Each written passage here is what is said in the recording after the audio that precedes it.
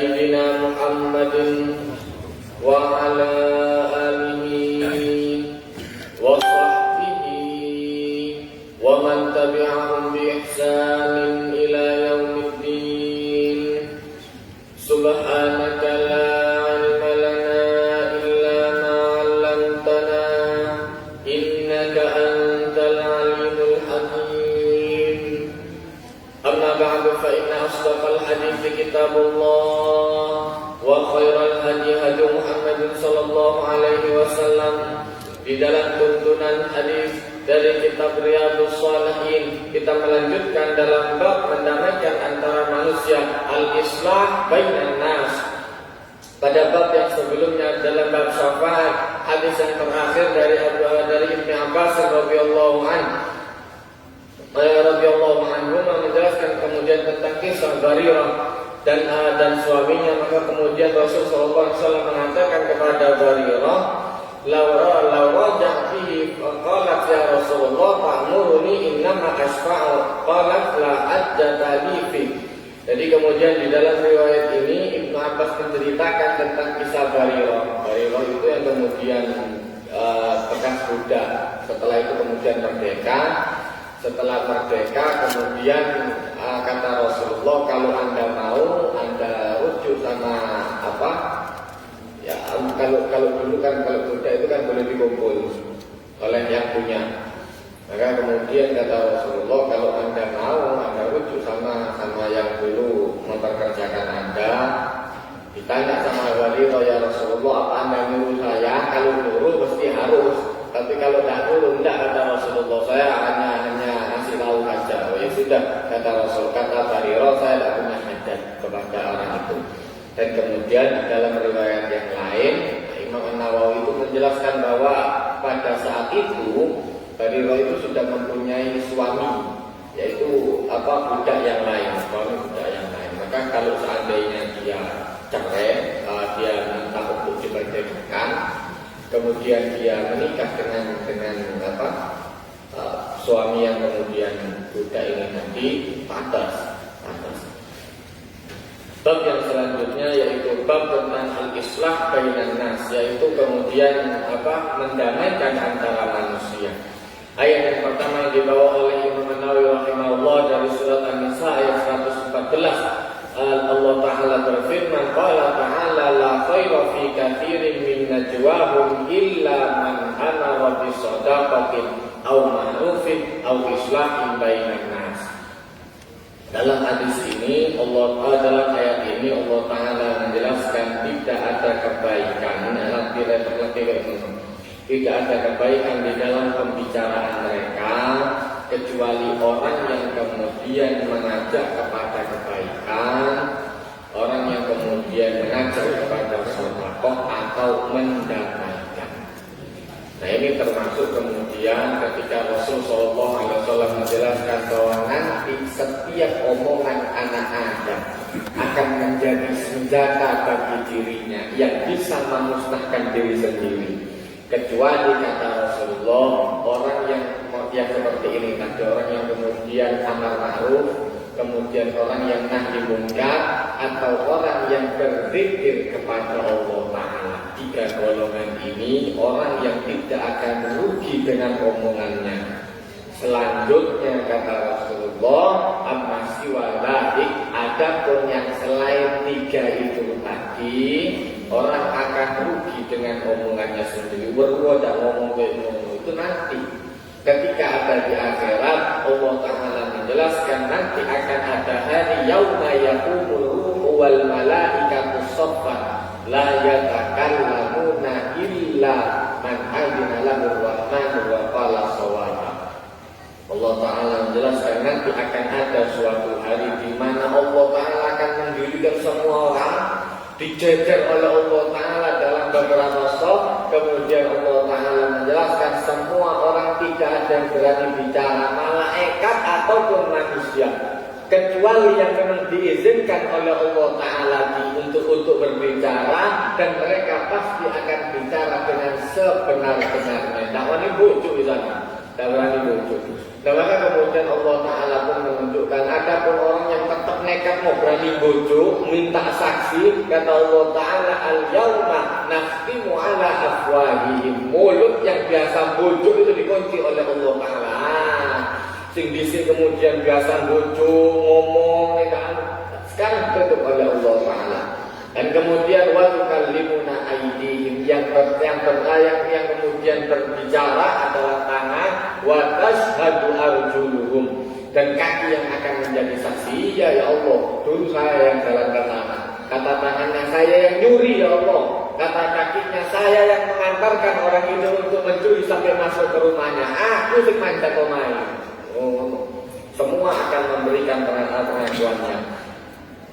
Maka kemudian Allah Ta'ala mengajarkan dari semua pembicaraan kita, mau bisik-bisik, ngerasani, segala macam itu semua akan menjadi bumerang, balik nanti negatif.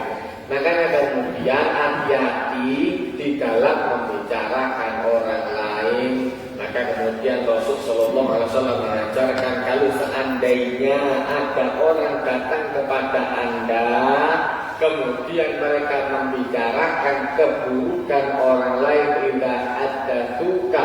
Kalau seandainya ada orang datang kepada Anda ingin membicarakan sayyiati, tentang keburukan orang lain, maka katakanlah ghufirallahu li wa lahu, mudah-mudahan Allah Ta'ala mengampuni saya dan dia. Dan jangan dilanjutkan, mari. Dan ditolong, mari terasa ini terus tak ada selesainya, kecuali kalau memang musyawarah nyari penyelesaian beda. Memang musyawarah penyelesaian, ada masalah sama orang ini, minta solusi, tidak ada masalah. Tapi ini tidak niat boleh solusi dan tidak ada hubungannya jelas sama sekali dalam urusan yang begini. Dia pun kalau ngomong tidak bakal didengarkan sama orang ini tadi. Tidak usah dirasaan. Kita cukup tahu, oh sudah kelakuannya seperti itu, sudah selesai. Tidak usah jauh-jauh, tidak usah panjang-panjang. Makanya kemudian waman satara musliman, orang yang mau menyembunyikan kesalahan orang lain, tidak memperpanjang urusan orang lain, satarallahu lahu, akan ditutup oleh Allah Ta'ala keburukannya pada hari kiamat. Betul. Makanya kemudian begitu ada masalah, diselesaikan. Kalau seandainya membutuhkan saran dari orang lain, saran dari orang lain. Kalau tidak, diselesaikan biasa saja. Makanya kemudian hati-hati dalam pembicaraan, dalam bisik-bisik, ngerasani, segala macam itu hati-hati. Tidak akan kebaikan kecuali kata Allah Ta'ala, illa man amara bi shadaqatin, orang yang kemudian mengajak orang lain untuk sedekah, au ma'ruf, atau orang yang mengajak orang lain untuk berbuat kebaikan. Makanya kemudian di dalam beberapa cara mengajar itu ada metode mengajar dalam keadaan sir, sembunyi-sembunyi, dan ada cara mengajar dalam keadaan terang-terangan. Tentunya paling gampang wong sedekah. Ada saat di mana orang sedekah itu kemudian harus sembunyi-sembunyi. Kalau aku ria, ada kalanya orang sedekah itu lebih baik diperjelas, tutup kayak ini. Untuk apa? Memancing orang lain. Selama Anda tidak berdiri, ya tidak masalah. Tapi hatinya dukur, belum apa-apa sudah kepingin disebutkan namanya, atau sebut lo jangan politis nyumbang nang masjid tinggi, tulisan ulang 500.000. Oh lo, hati ratus rubah. Makanya kemudian ada kalanya sedekah itu perlu diperjelas untuk pengajaran. Ada kalanya sedekah itu harus sembunyi-sembunyi kalau takut riya, diwi-diwi. Dan itu semua kemudian pernah dilakukan oleh Rasul Sallallahu Alaihi Wasallam. Maka kemudian pilihan yang ketiga Allah Ta'ala mengajarkan au islahim bainan nas, atau mendamaikan antara manusia. Nah, sama seperti ayat ini, ada ayat yang kemudian Allah Ta'ala melarang orang itu untuk bertanya. Tapi awal periode Islam orang itu dibolehkan tanya sama Rasulullah, orang tanyanya sembarangan. Nah ini makanya kemudian mulai dari Jibdi sampai Abi sampai saya itu terus meneruskan tradisi kalau tanya jawab dalam pengajian. Takut itu jogoy pengajian. Kenapa? Ya itu tadi jaga ini sebetulnya jaga. Ada orang-orang yang memang ngetes niatnya, ngetes dia dulu jamaah lawas kabeh, terus jamaah anyar, terus jamaah sekali-kali, terus jamaah kadang-kadang sebulan sekali lungguti. Jadi kadang-kadang kan dites. Wong kadang-kadang lu Anda kalau coba Anda lihat ustaz-ustaz yang kemudian buka tanah jawab bebas, kira-kira modelnya hampir sama seperti itu. Untuk terima mungkin salah sobat ditakon ustaz kapan menikah lagi lu urusannya opo? Lah kok nyediano arep ta opo? Calonnya sakit, harus stokmu sakit, kalau ditakon ustaz kapan mau nikah lagi? Lah kok ngono kan kadang-kadang sing ditakon mungkin. Ustaz di rumah soal anak aku ditakon ya Allah. Makanya kemudian awal periode Islam orang tanya bebas. Akhirnya orang tanya ngawur kepada Rasulullah ayah saya di mana? Lu seru loh. Agama kita tidak Islam seru. Ngono jadi ditakon ya Rasulullah ayah saya ada di mana? Maka dijawab oleh Rasul sallallahu alaihi wasallam inna abi wa abuka finnar. Nah, abi di sini orang kalau tak paham hadis bahaya jelasnya. Di sana yang dimaksudkan abi itu adalah paman.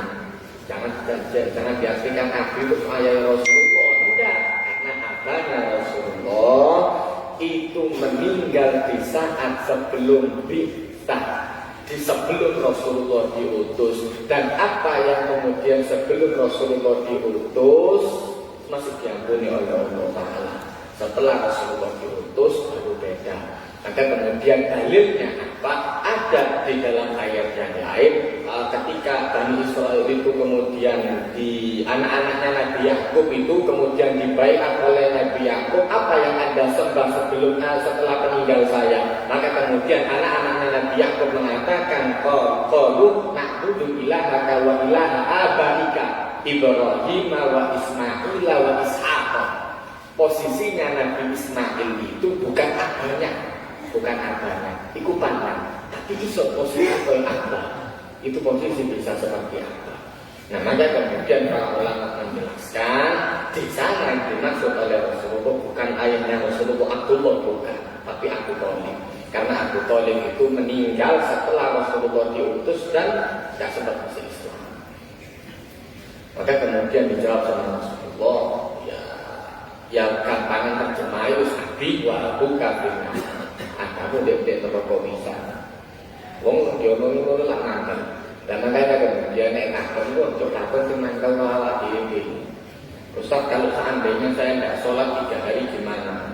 Wong tidak sembahyang sedino ae, kok tak sembahyang sedino ae, yang kemudian memang disengaja fakot kafaron itu sudah kafir jahar sudah kafir jahar. Kemarin telung dino sedino ae wis kafir jahar telung dino. Ini pun kalau sembahyang mana misalnya, maka kita itu takut barang yang kemudian Anda mantau sendiri, pernah kerjaan, tempuono lah ismari sih, kan tempuya. Kalau Anda nanya, Ustaz gimana cara mengkodok, tak ajari cara mengkodok. Takut terus bagaimana kalau saya tidak sholat? Di kafir di sana, mari jawaban gampang kan itu, enteng kan. Kok takut tidak kata-kata, takut bebas kayak mau mau. Akhirnya takut sembarangan. Ustaz kalau seandainya pergi ke bulan terus sholatnya ngadep kemana? Jengking. Sedang kita ngomong. Emang aku bilang bulan bang. Emang ada mau sholat di bulan kan enggak. Orang-orang yang berangkat ke bulan kemudian sholat di sana, mau sih kali-kali bisa kan ambil guru-guru nih. Jadi takut ambil Ustaz model-model aku. Itu sih takut sih tidak salah tapi itu. Makanya kemudian hati-hati dalam pertanyaan pun itu bisa jadi bahaya. Maka kemudian diajarkan oleh Allah Ta'ala, ya ayyuhalladzina amanu idza najaitumur rasula faqaddimu baina yaday najwakum shadaqah. Diajarkan oleh Allah Ta'ala, wahai orang-orang yang beriman, kalau Anda mau tanya Rasulullah, faqaddimu baina yaday najwaakum shadaqah, maka sebelum Anda tanya sedekah dulu. Apa nanti bayar bosku? Ya nanti takon. Karena kalau kowe tak kota amal ngono, waduh, api dok kota amal kok ngisi. Api tak ngisi, api ono botote. Repot. Akhirnya aku tidak tertolak. Dengan seperti itu ngajari cerdas, ngajari pinter. Baru orang ngerti yang mana yang perlu ditanyakan dan yang mana yang tidak perlu ditanyakan. Kadang-kadang kayak ngono. Begitu di kawan bayar, aku mikir di bayar waktu. Masih takut. Karena bayar lebih baik. Tapi karena setelah itu orang kemudian bisa mikir apa yang mereka tanyakan. Ayat ini dihapus oleh Allah Ta'ala. Boleh untuk tanya apa saudara. Nah tapi kemudian di saat awal-awal modelnya seperti itu, apa ngilangi wong sing ngetes. Mungkin kadang-kadang nganggur takut sing ndak. Iki panganan yo opo sak? Oleh opo ndak? Lah asalnya opo? Asalnya barang apa? Kalau memang halal ya sudah harus, kalau memang barang halal wis ada ditakoni terus opo hukume. Lah kono kadang-kadang orang isu mau ngetes itu benar dari ngetes itu tadi.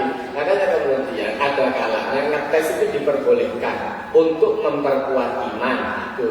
Tapi nek jauh kalau ini ngetes dari dilatih di Allah Ta'ala. Allah Ta'ala itu sering kali ketika Allah Ta'ala dites dilatih di Allah Ta'ala. Dan itu banyak contohnya. Maka kemudian Allah Ta'ala menjelaskan dari mulai awal alam tara ilal ladzi haja Ibrahim fi rabbi an atahu Allahu mulka idh qala Ibrahim rabbi alladzi yuhyi wa yumiit. Itu orang-orang ngetes sama Allah Ta'ala. Itu orang-orang ngetes. Kemudian Allah Ta'ala menjelaskan autal ladzi marra ala qaryatin Nabi Uzair alaihi salam. Itu takon Nabi Allah Ta'ala anna yuhyi hadhihi Allahu ba'da mautiha. Kan ngetes yo contohnya Allah Ta'ala iso bangun ke ngene maneh. Bagaimana bisa fa'amatahu Allahu mi'ata 'amin tsumma ba'atha. Dilakoni oleh Allah Ta'ala, ditidurkan 100 tahun, dibangkitkan. Tapi ini delok kan kekuasaan Allah Ta'ala diladeni. Lu tapi apa fungsine? Nek kan kadang-kadang ngetes ana fungsine, cuma ngeletak. Kayak apa ya cuma kayak ngono. Dan kalau seandainya itu ngetes kemudian menambah keyakinan Anda, tidak ada masalah. Abdi bin Abdul datang kepada Rasulullah, ya Rasulullah, saya sudah melihat banyak tanda-tanda kenabian dari Anda. Cuma satu yang belum saya lihat. Maka kemudian dibuka oleh Rasulullah di belakang ada tanda nubuat, tanda ketong. Dilihat dan oleh Rasulullah ini kan yang belum mendelok. Yang lain sudah, sifat-sifat yang lain sudah. Ada orang kemudian datang kepada Rasulullah ngilok-ngilok luar biasa. Lu kabeh ngetes. Akeh sing ngetes dan dilatihnya oleh Rasulullah. Kalau ada butuhnya.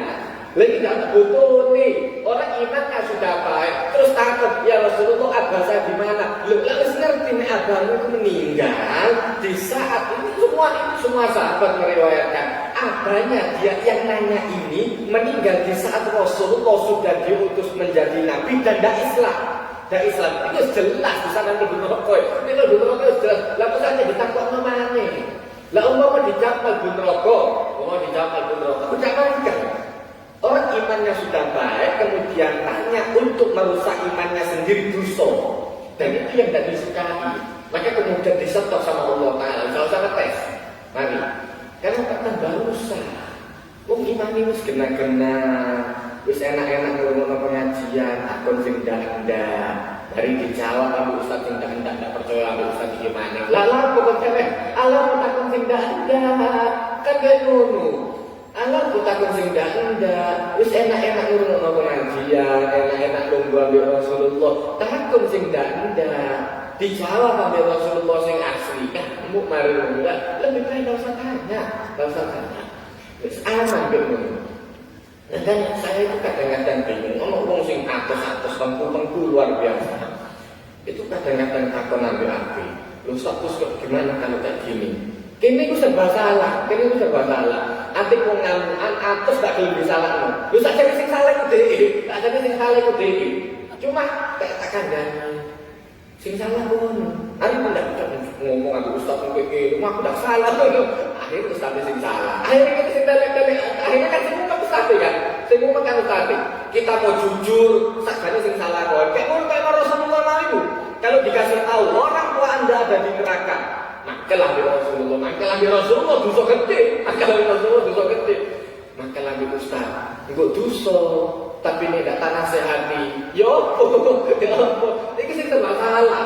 Iki sing serba salah. Wong pengku terus kemudian mencari kebenaran lewat jalur takut nanti ustaz salah, wis wong salah takut apa carane ben bisa bener. Nek kontak takut ya bagaimana membetulkan diri Anda, memperbaiki diri tak ajari. Tapi kalau cari dalil untuk membenarkan itu tadi, sampai kiamat tak ngerti-ngerti, sampai kiamat tak bakal ngerti. Kamu salah. Gue datang kepada Rasul Sallallahu Alaihi Wasallam, ya Rasulullah nasihati saya, dinasihati sama Rasulullah. Ya Rasulullah nasihati saya, jangan ngamuk, ojo ngamuk lah. Latar jangan marah. Iya. Nasihati lagi ya Rasulullah itu ngerti umatnya itu seperti apa ngerti. Nasihat yang kedua kata Rasulullah latar jangan marah ya. Nasihat yang ketiga apalagi ya Rasulullah tambahkan lagi ya Rasulullah. Kata Rasulullah latar ojo ngamuk doa. Karena sebayangnya miskin ngamuk latar walakal jangan ojo ngamuk tak coba Rasulullah ojo ngamukan jangan marah. Karena Rasulullah tahu